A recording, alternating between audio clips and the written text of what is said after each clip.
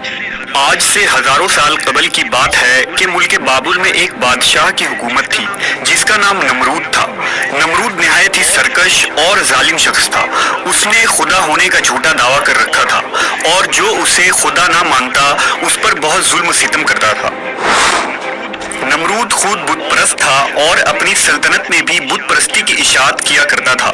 نمرود کا محل مختلف قیمتی پتھروں کے بنائے ہوئے بتوں سے بھری ہوئی تھی۔ اللہ نے نمرود اور بابل کے لوگوں کی طرف حضرت ابراہیم علیہ السلام کو معبود فرمایا۔ آپ نے نمرود کو اللہ کی عبادت کی طرف بلایا، مگر نمرود کی جہالت، گمراہی اور بادشاہت کے غرور نے اسے اللہ کے انکار پر کھڑا کر دیا۔ جب حضرت ابراہیم علیہ السلام نے کہا میرا اللہ تو وہ ہے جو زندہ کرتا ہے اور مارتا ہے، تو نمرود نے جواب دیا کہ میں بھی زندہ کرتا ہوں اور مارتا ہوں۔ ابراہیم علیہ السلام نے کہا میرا رب مشرق سے سورج کو نکالتا ہے، اگر تو خدا ہے تو مغرب سے سورج نکال کر دکھا۔ یہ سن کر نمرود لاجواب ہو گیا۔ نمرود نے غصے میں یہ حکم دیا کہ ابراہیم کو بطور سزا آگ میں ڈال دیا جائے۔ لہذا بابل کے لوگوں نے ایک خاص مقام پر لکڑیاں جمع کرنا شروع کر دیا۔ جب لکڑیاں جمع ہو گئی تو نمرود کے حکم سے اس کے کارکنوں نے ان لکڑیوں میں آگ لگا دی، جس کی حرارت اتنی زیادہ تھی کہ کوئی اس کے قریب بھی نہ جا پاتا تھا۔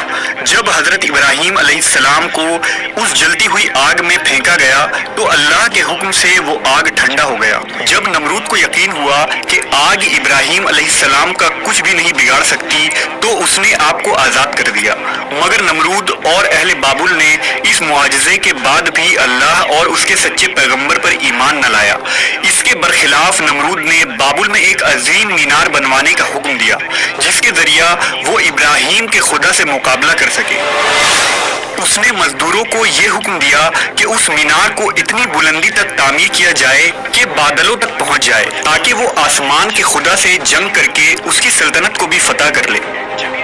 جب یہ مینار تعمیر ہوا اور بادلوں کو چھونے لگی تو نمرود اس پر چڑھ کر خدائی کا دعویٰ کرتا تھا اور آسمان کی طرف دیکھ کر خدا کو للکارتا اور لوگوں سے کہتا کہ آسمان کا خدا کچھ جواب نہیں دے رہا ہے کیونکہ وہ میرا مقابلہ نہیں کر سکتا۔ لہٰذا یہ دیکھ کر نمرود کو پوجنے والوں کی تعداد میں اور تیزی سے اضافہ ہو رہا تھا اور جوق در جوق لوگ اس کے آگے سجدہ ریز ہوا کرتے تھے۔ لیکن نمرود اس بات سے بے خبر تھا کہ بہت جلد وہ اللہ کے غضب کا شکار ہونے والا ہے اور ایک سخت عذاب اس پر جلد مسلط ہونے والی ہے۔ اللہ نے ایک آسمانی فرشتے کو نمرود کے دربار میں بھیجا۔ اس نے نمرود کو ایمان قبول کرنے اور لاشریک معبود پر ایمان لانے کی دعوت دی، مگر غرور و تکبر سے چور نمرود نے انکار کر دیا۔ فرشتے نے نصیحت کرتے ہوئے کہا خدا کی قدرت اور طاقت تم اور تمہاری فوج سے کئی زیادہ ہے۔ اگر وہ چاہے تو تجھے اپنی سب سے کمزور مخلوق کے ذریعہ ہلاک کر سکتا ہے۔ لہٰذا نمرود نے خدا سے مقابلہ کرنے کا تقاضا کیا۔ فرشتے نے نمرود کو 3 دن کی مہلت دی جس میں اس نے اپنی تمام لشکر کو جمع کر لیا اور پوری طاقت و قوت کے ساتھ جنگ کے لیے تیار ہو گیا۔ تیسرے دن کی صبح اللہ نے مچھروں کا ایک بڑا لشکر بھیجا جو تعداد میں اتنے زیادہ تھے کہ سورج کی روشنی نظر نہیں آتی تھی۔ یہ مچھر پورے بابل شہر میں پھیل گئے اور نمرود کی لشکر پر حملہ کر دیا۔ مچھروں نے لشکر کے سپاہیوں کے خون چوس لیے اور گوشت چاٹ گئے، ان لوگوں کی صرف ہڈیاں باقی رہ گئیں۔ ایک مچھر نمرود کے ناک میں داخل ہو گیا اور ناک کے راستے دماغ میں گھس گیا اور مغز کھانے لگا۔ درد کی شدت سے نمرود پاگل ہونے لگا۔